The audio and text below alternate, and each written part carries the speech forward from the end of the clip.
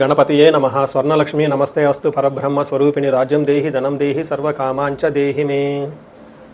ప్రతి ఒక్కళ్ళకి స్వర్ణలక్ష్మి అమ్మవారు బ్రహ్మ జ్ఞానాన్ని ఇవ్వాలని, తద్వారా ప్రతి ఒక్కళ్ళు ప్రతి నిమిషము చక్కగా నవ్వుతూ హ్యాపీగా ఉత్సాహంగా ఉండాలని, అలానే కొన్నిసార్లు కొన్ని సందర్భంలో మనకు నచ్చినవి వస్తాయి, కొన్నిసార్లు కొంచెం లేటుగా రావచ్చు, అలానే మనకు నచ్చిన వాళ్ళు కొన్నిసార్లు మన దగ్గర ఉండవచ్చు, కొన్నిసార్లు దూరంగా ఉండవచ్చు.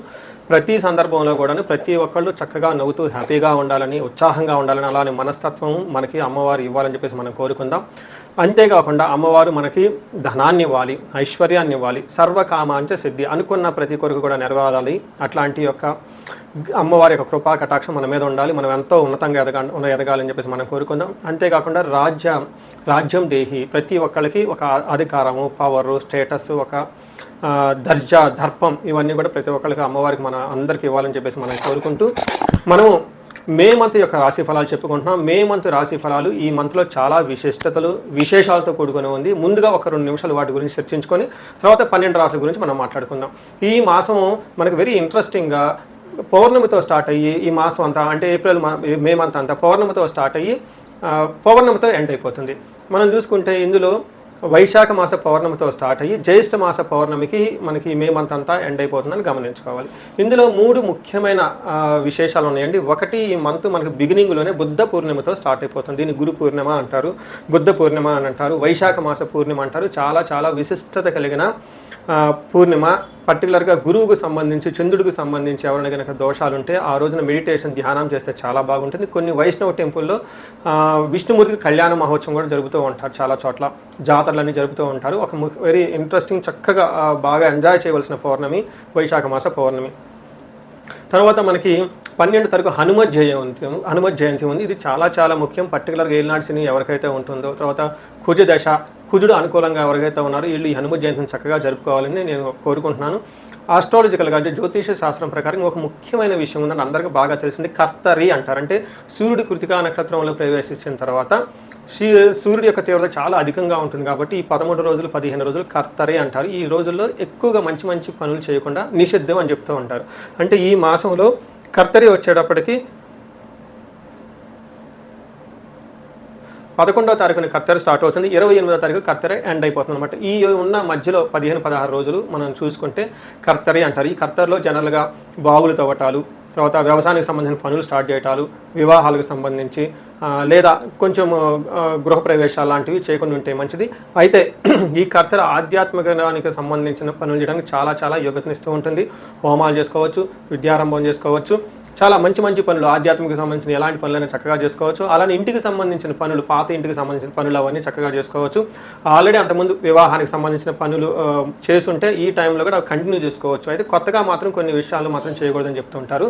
సో ఇందులో ఇంతే కాకుండా జ్యోతిష శాస్త్రం ప్రకారం 4 గ్రహాలు ఈ మాసంలో కూడా మారుతూ ఉన్నాయి. ఇది కూడా ఒక ముఖ్యమైన విషయం. మనం ఇక ముందు వీడియోలో ఈ 4 గ్రహాల యొక్క ఇంపాక్ట్ ప్రతి రాశికి ఎలా ఉందో మనం తెలుసుకుందాం. ముందుగా మనం మేషరాశి చూద్దాం. మేషరాశిలో ఉన్న ఫస్ట్ నక్షత్రాలు చూస్తే అశ్విని 1, 2, 3, 4 పాదాలు, భరణి 1, 2, 3, 4 పాదాలు, కృత్తిక ఫస్ట్ పాదం అంతా మనకి మేషరాశిలో ఉంటారు. పేరు బలం బట్టి మనం చూసుకుంటే వీళ్ళకి చూ, చే, చో, లాలి, లో, ఆ అన్న అక్షరాలు కూడాను మనకి మేషరాశిలో ఉంటారు, గమనించాలి. మనకి గ్రహాలు మార్పును చూసుకుంటే ఫస్ట్ మనకి మారే గ్రహం కుజుడు 11వ తారీఖు మారుతూ ఉన్నారు, 14వ తారీఖు శుక్రుడు మారుతున్నాడు, సూర్యుడు బుధుడు వచ్చేటప్పుడు 15వ తారీఖు మారుతున్నారు. టోటల్గా ఈ మంత్ మధ్యలో మనం గమనించుకుంటే 4 గ్రహాలు మారుతున్నాయి. ఈ గ్రహాల మార్పు వల్ల మే మంత్లో ఎలా ఉందో మనం చూద్దాం.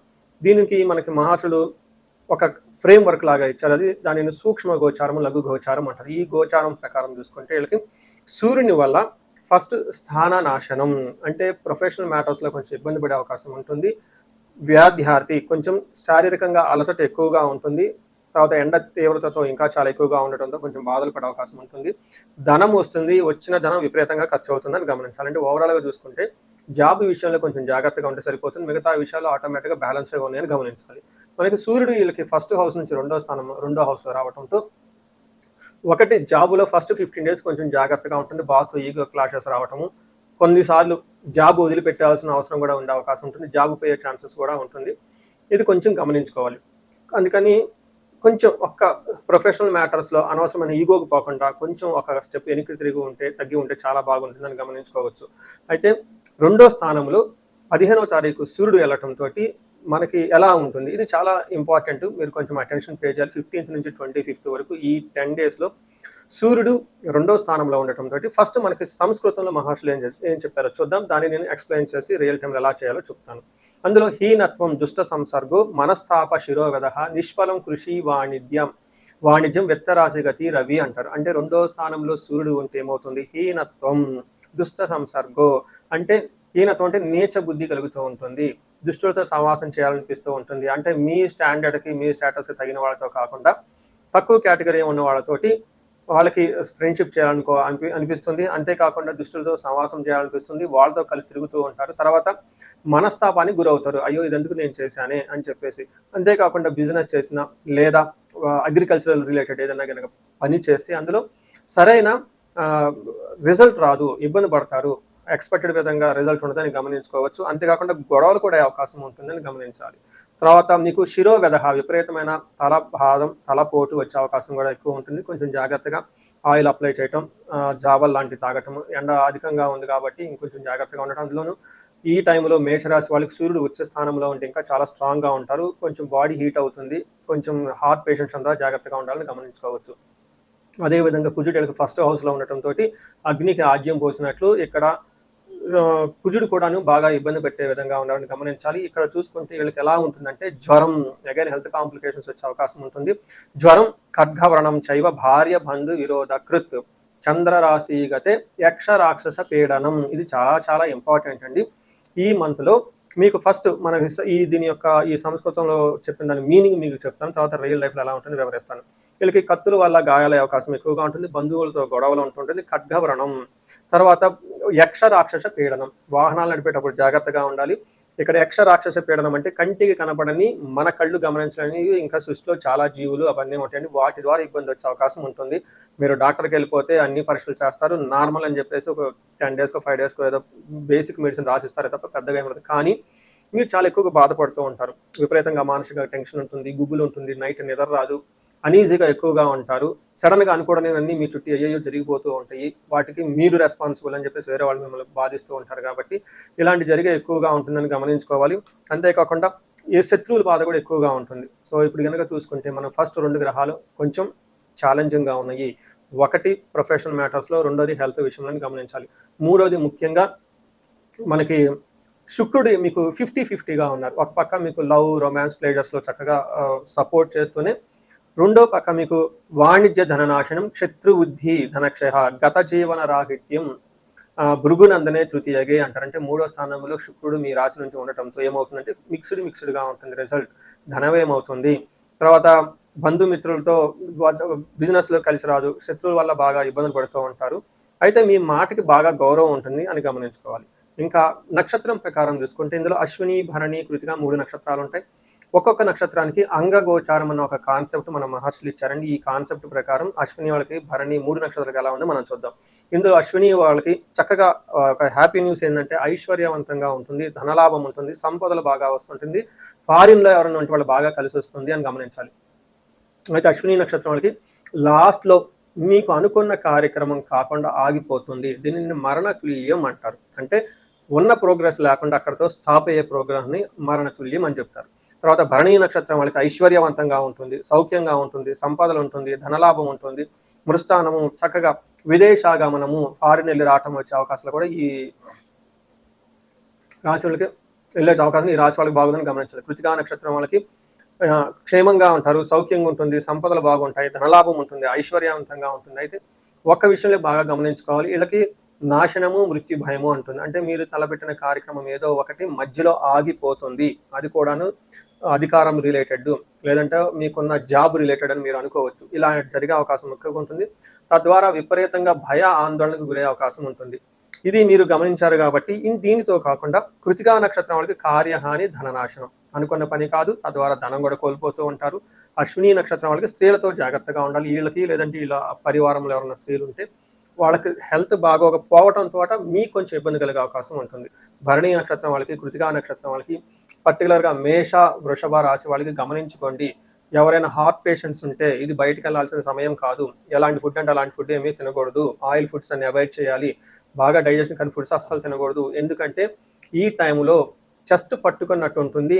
హార్ట్ పేషెంట్స్ ఎవరు ఉంటే చాలా సెన్సిటివ్గా ఉంటారు. అందుకని కొంచెం గమనించుకుని డైట్ అంతా చక్కగా మెయింటైన్ చేయాల్సిన అవసరం ఎంతైనా ఉంది. చాలా చాలా హెచ్చరిక.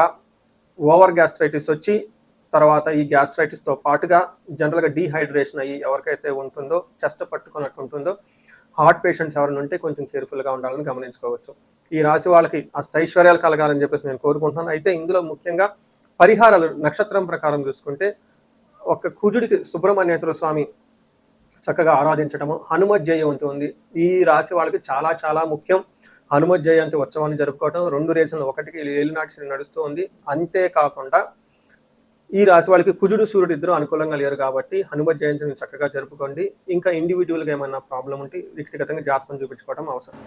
ఈ రాశి వారికి ముఖ్యంగా ఎవరైతే ఏజ్ 35 నుంచి 45 మధ్యలో ఉన్నారో వాళ్ళకి ఒక రీసెర్చ్ గ్రూప్ లాగా స్టడీ చేస్తున్నాను నేను.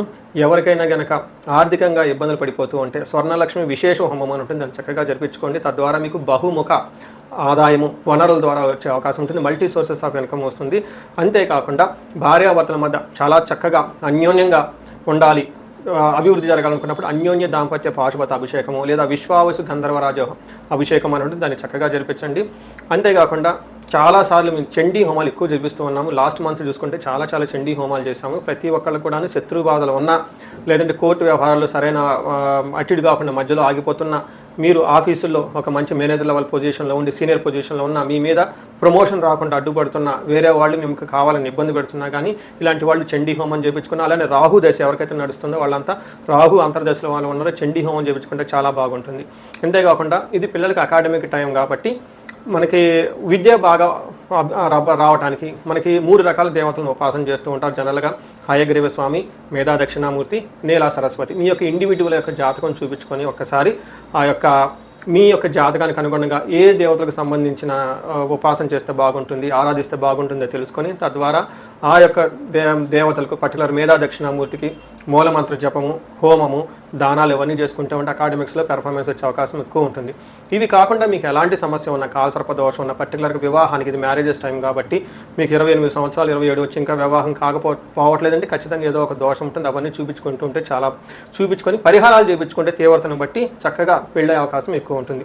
ఇవి కాకుండా మీ లైఫ్ అప్పటిదాకా 35 ఇయర్స్ వరకు చాలా బాగుంది, మాకు 35-45 మధ్యలో ఉండి అనుకోని విధంగా మేము మధ్యలో కెరీర్లో ఆగిపోయాము, స్టాగ్నేషన్ పీరియడ్ వచ్చింది, కన్ఫ్యూజన్ వచ్చింది, ఎటెల్లలో అర్థం కావట్లేదు అనుకున్న వాళ్ళు ఒక్కసారి జాతక చక్రం చూపించుకొని ఎందుకు ఇది వచ్చింది, దానికి ఏమైనా శాపాలు ఉన్నాయా లేదంటే ఏమైనా గ్రహ దోషాలు ఉన్నాయో తెలుసుకొని ఆ శాపాలు ఆ గ్రహ దోషాలు తీసేసుకుంటే లైఫ్ 10 ఖచ్చితంగా ముందుకెళ్తూ ఉంది. ఇంకా ఒకటి, ఎవరికైతే ఏలినాడు శని, అర్ధాశ్రమ శని, తర్వాత అష్టమ శని నడుస్తూ ఉందో వాళ్ళందరూ కూడాను చక్కగా సంపూర్ణ శాంతి పూజలు చేయించుకోవాలని చెప్పేసి, మీకు ఎలాంటి సమస్య ఉన్నా కానీ దానికి చక్కటి పరిష్కారం ఉంది. ఎలాంటి కన్ఫ్యూజన్ ఉన్నా దానికి పరిష్కారం మీ జాతకంలోనే ఉంది.